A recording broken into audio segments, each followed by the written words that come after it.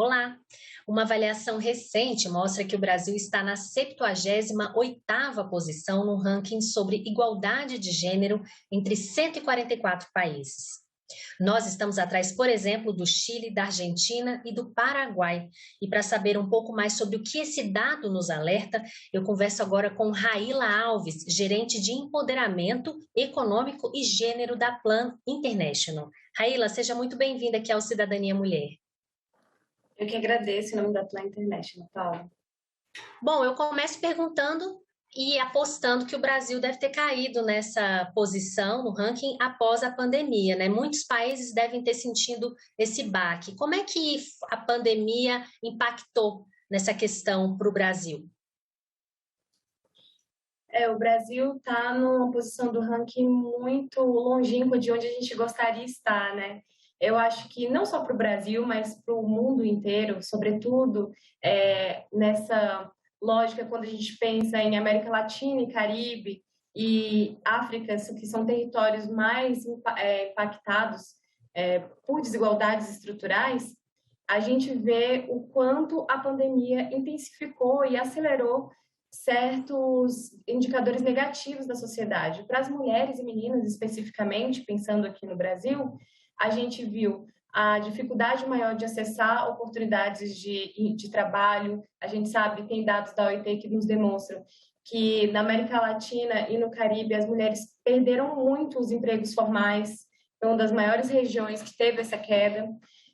Para além disso, meninas e mulheres que estavam acessando o ciclo formal de educação tiveram muitas que se distanciar por conta de uma exclusão digital que ainda assola o país, né? Na saúde, a gente também viu impactos em relação ao medo, distanciamento e as UBSs que estavam sobrecarregadas com os casos de Covid. E na questão de violência também isso repercutiu, né? Com o desmonte das redes de apoio que meninas e mulheres utilizavam antes e tiveram que reformular essas estruturas, não tendo muita coragem também coragem numa medida acho que essa palavra foi horrível, mas não tendo muito esse apoio, né, para conseguirem ir até a delegacia, registrar um boletim de ocorrência e assim vai, assim, muitas dessas desigualdades foram acentuadas. Na verdade, a pandemia ela veio escancarar algo que é um problema social já sobre a posição em que as mulheres estão, né? Eu acho que é um problema que já existia e ele deixou mais à mostra um problema que já estava ali latente na nossa sociedade, né? Você falou em internet. A internet ela pode, na sua avaliação, desde que se tenha acesso, ser um instrumento também de empoderamento feminino? Ela podendo ser, se utilizada e tendo acesso, a menina ter acesso a outras mulheres, a outras redes de atenção e proteção, e também a educação por meio da internet. A internet poderia ser uma aliada se essa menina tivesse acesso, essas mulheres, meninas? Sim, a internet é um grande mundo, né? Assim, então, eu acho que a LGPD veio aí com uma maior proteção para meninas e mulheres nesse ambiente virtual, mas que a gente sabe que ainda há muita violência baseada em gênero online. Apesar disso, há essas estratégias também que podem ser utilizadas através da internet como ferramentas de disseminar direitos, disseminar empoderamento de gênero, empoderamento econômico. Um exemplo disso são, assim, de parte da Plan International, a gente teve que readaptar todo o nosso trabalho, que era presencial, para o online. E uma prova disso, de que sim, a gente consegue pensar em estratégias de empoderamento através da internet, garantindo o acesso às meninas, por exemplo, é o projeto Rede Meninas Líderes. A gente faz justamente nesse projeto, tem um currículo todo desenhado para trabalhar direitos, para trabalhar empoderamento de gênero com meninas e mulheres. Então, é sim possível, desde que a gente tenha um ambiente seguro online também para essas meninas, né? E aí cabe aos governos, a toda a sociedade civil e as grandes plataformas digitais se engajarem cada vez mais para que a gente consiga chegar lá. Você falou sobre essa rede de meninas líderes, né? Inclusive é uma das recomendações, das 6 recomendações desse índice, na verdade, esse estudo que mostra, né, do qual faz parte o índice de gênero dos ODS, que mostrou esse ranking aí dos países. No Brasil, então, existem projetos nesse estilo de mulheres líderes, meninas líderes, vocês trabalham com isso e também já conhecem outras organizações não governamentais que trabalham com esse tipo de projeto no Brasil? Sim, as ONGs têm um papel fundamental na promoção desses direitos, né? A gente sabe que cada vez mais o terceiro setor tem se mobilizado para pensar em estratégias de proteção, de fomento à educação, de debates e reconhecimentos de direitos relacionados à saúde sexual e reprodutiva de meninas e mulheres, e jovens mulheres, sobretudo, também. E de parte da Plan, a gente tem tanto o projeto Rede Meninas Líderes, que justamente pensa no trabalho de mentoria intergeracional, então são mulheres passando um pouco das suas experiências, tanto profissionais quanto nesse reconhecimento racial, nesses reconhecimentos de gênero, para as meninas nos territórios nos quais a Plan trabalha. E também uma mentoria entre pares, então são meninas mostrando para outras meninas que é possível ter conhecimento dos seus direitos e naturalizar certos temas, falar sobre participação política de meninas, e essa também é uma das recomendações de estratégia, né, do índice que saiu, como você bem disse. Raíla, e vocês observando, tanto nesse projeto de mulheres líderes, quanto em outros projetos, quais são as principais dores dessas meninas? Ou seja, do que elas mais reclamam como empecilhos para conseguirem atingir o empoderamento, a liberdade financeira, a independência financeira? A parte social mesmo conta muito, ou seja, ainda estão presas àquela ideia de que a moça, né, dependendo da renda, ela não tem condições, então ela deve sim ter filhos, casar e ficar dona de casa. Quais são as principais barreiras que essas mulheres colocam para vocês como problemas para elas? Como um todo, a gente observa as limitações advindas dos padrões nocivos de gênero e papéis de gênero nocivos às meninas como grandes barreiras, né? Algo que, como a sociedade fala e desnaturaliza, que fala que é impossível a meninas trabalharem com tecnologia, é impossível meninas serem líderes políticas, ocuparem espaços de tomada de decisão. Isso tudo é bem internalizado, né? Então, é algo que romper um pouco essas barreiras causa até a gente vê até uma surpresa, né? Nossa, realmente eu posso estar aqui, eu posso estar nesse espaço de tomada de decisão, eu posso estar participando e apoiando meu país, minha sociedade, minha comunidade na construção de políticas públicas. A gente tem uma pesquisa lançada no fim do ano passado que se chama Por Ser Menina. Essa pesquisa está na sua segunda edição. A primeira edição foi conduzida em 2014, 2015, com meninas de 7 a 13 anos, e essa edição de agora a gente entrevistou mais de 2.500 meninas de 14 a 19 anos. Então, quando você me pergunta, Paula, o que as meninas dizem, essa pesquisa responde, né? Elas responderam nessa pesquisa, que foi uma pesquisa que teve um método quali-quant. A gente contou com uma resposta de formulários, mas a gente também teve grupos focais para ouvir essas meninas, né? Então, elas trazem para a gente como o racismo, o sexismo, como um descrédito, como a falta de diálogo em casa, como a violência impacta essas meninas, né? Então, um dado interessante é que, por exemplo, a casa é um dos ambientes em que elas se sentem mais protegidas, e confortáveis e amadas, mas também é um ambiente repleto de violências, assim como a escola, e elas falaram um pouco mais disso, né? Falaram sobre como elas se sentem mais à vontade para desenvolverem diálogos mais abertos na escola, que foi o lugar que ficou em primeiro lugar, em segundo, casa, e, enfim, em terceiro foi comunidade religiosa, que elas se sentem também à vontade para falar sobre certos assuntos. Então, é isso, assim. Acho que elas têm muito a dizer e elas nos dizem.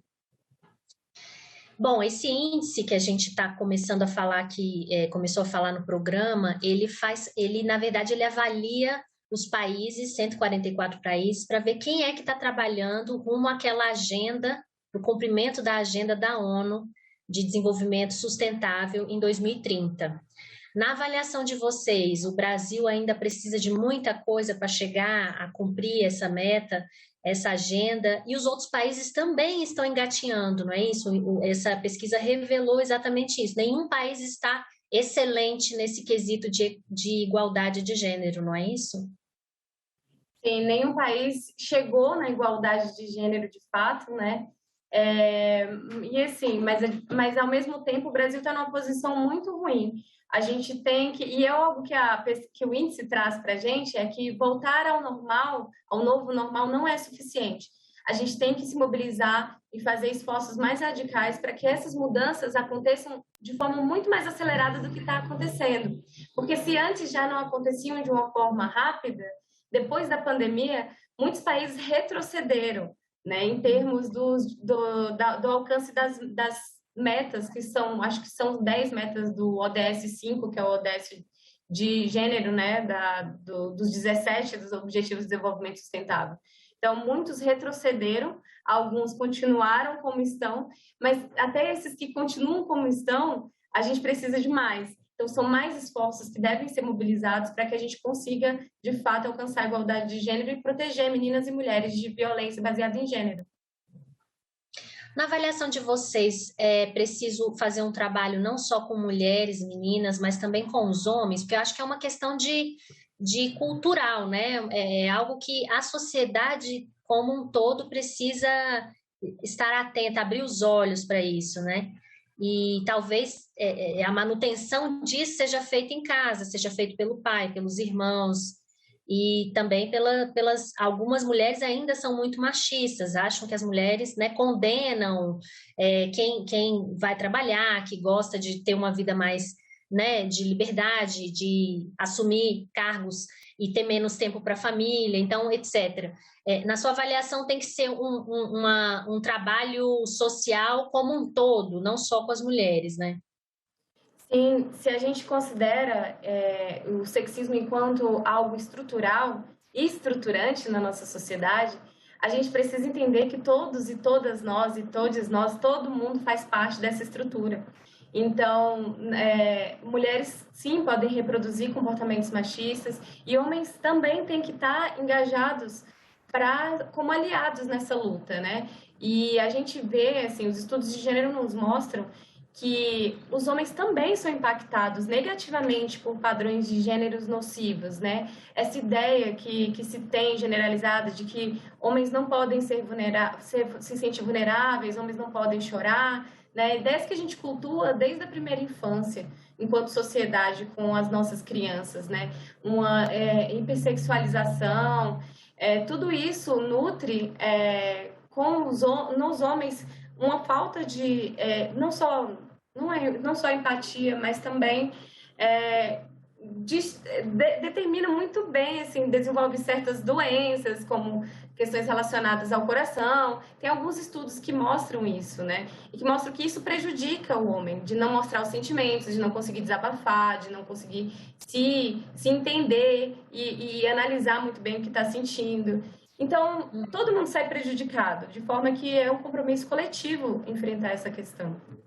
Em termos de políticas públicas, né? O que a União, os estados, na sua avaliação, deveria urgentemente já estar fazendo? Voltar com acesso à educação para as meninas, ter uma atenção específica, questão da internet, núcleos de apoio. Na sua avaliação, o que você listaria como determinante e urgente, principalmente no pós-pandemia, para voltar com essas meninas e mulheres a mercado de trabalho, a igualdade na política e etc.?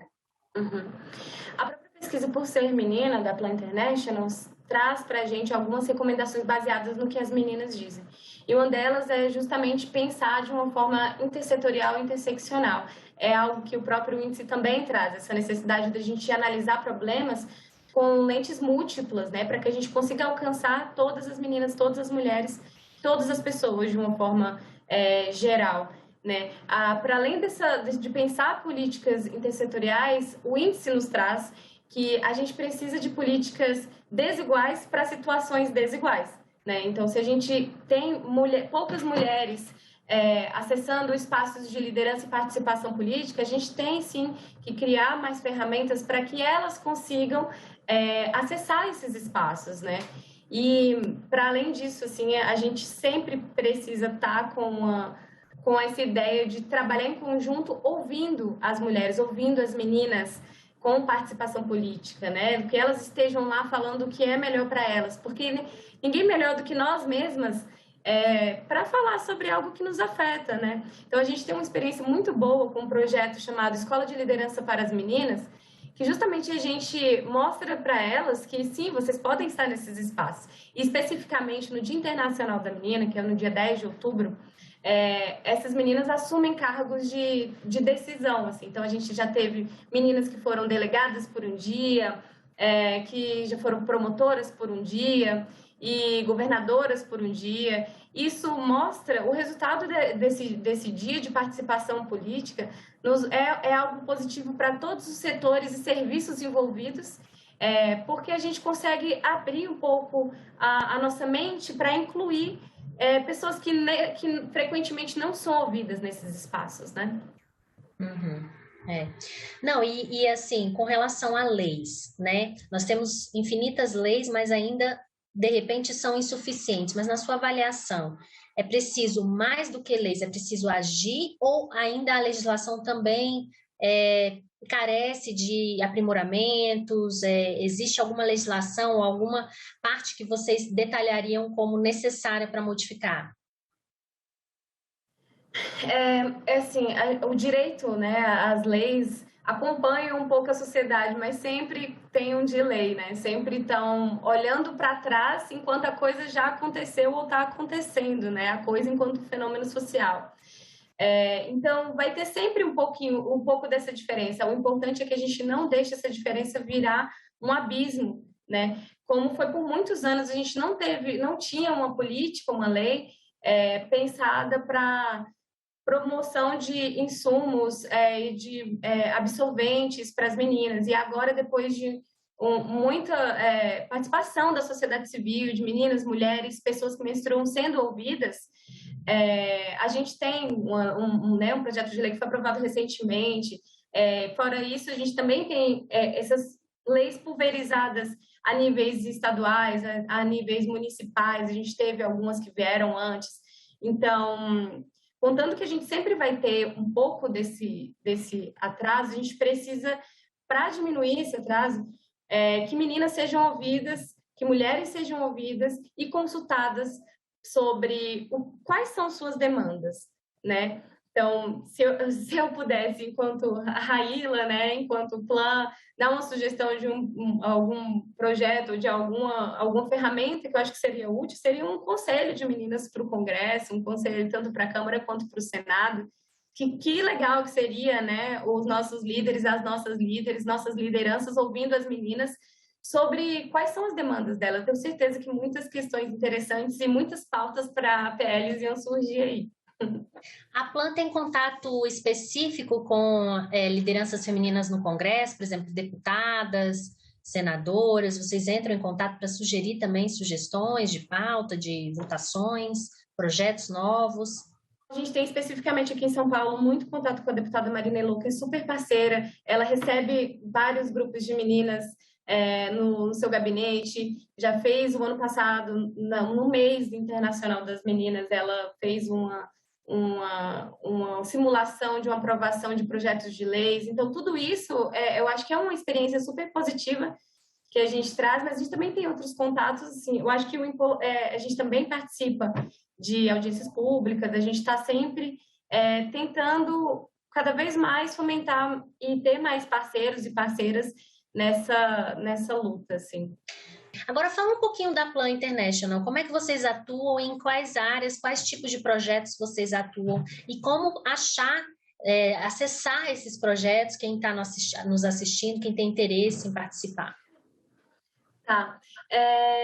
A Plan International é uma organização humanitária de desenvolvimento que existe em mais de 70 países. Aqui no Brasil, a gente está nos estados da Bahia, Piauí, Maranhão e São Paulo.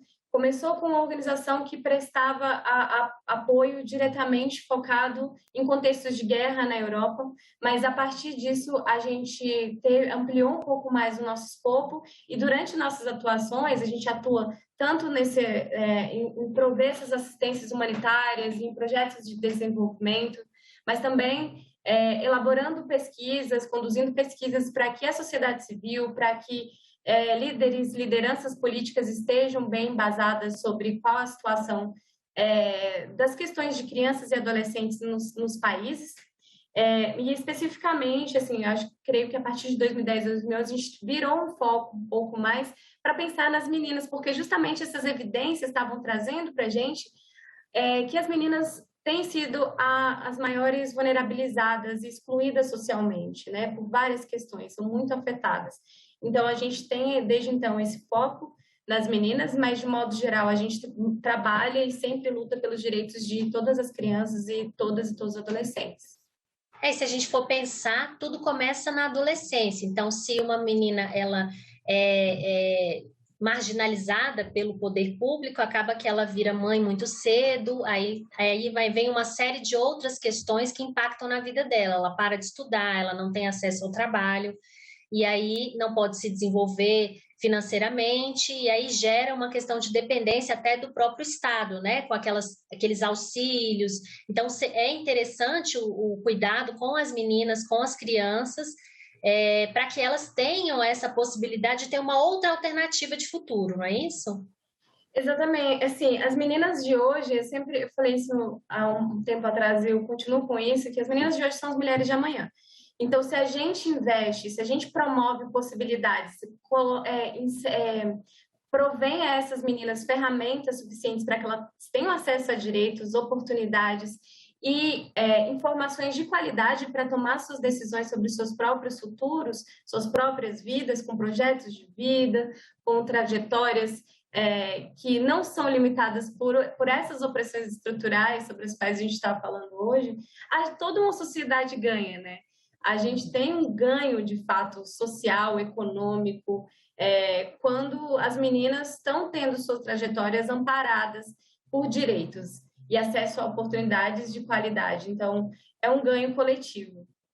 Fazendo uma ligação com esse assunto, o Brasil é o 5º no ranking mundial em casamentos infantis ainda.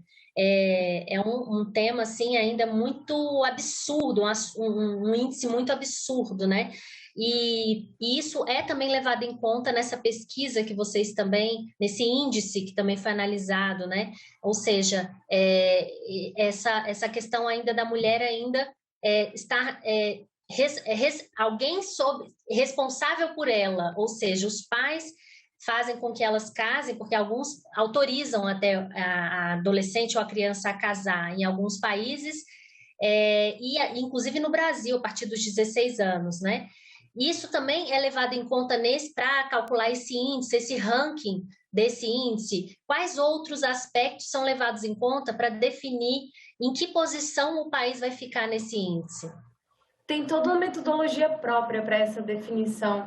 Eu não saberia explicar detalhadamente, porque ela é de uma organização chamada Equal Measures, a 2030, né, que faz justamente esse monitoramento importante das metas dos ODS.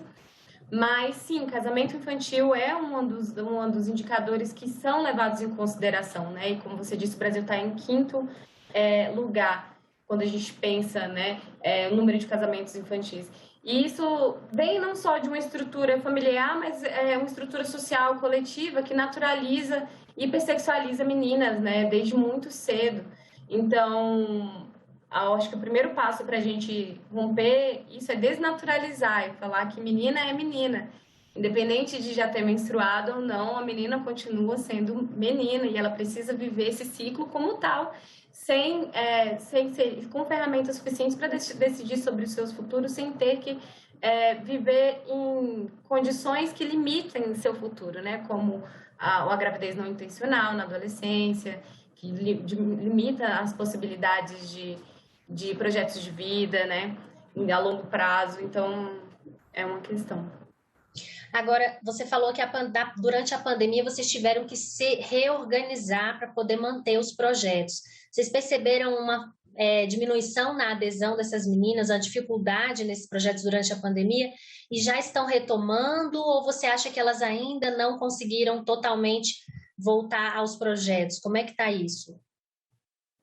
Assim, a gente trabalha com muitas meninas, cerca de mais de 2.000 com certeza, de crianças e adolescentes com os quais a gente trabalha no Brasil.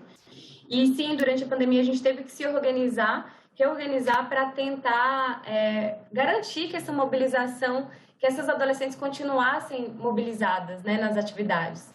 Então, uma coisa que foi um fator muito importante foi ter fornecido créditos para acesso à internet, para que elas conseguissem participar das reuniões online, pensar em ferramentas também. Às vezes as meninas não têm acesso exclusivo a um computador, a um celular, para que elas consigam acessar.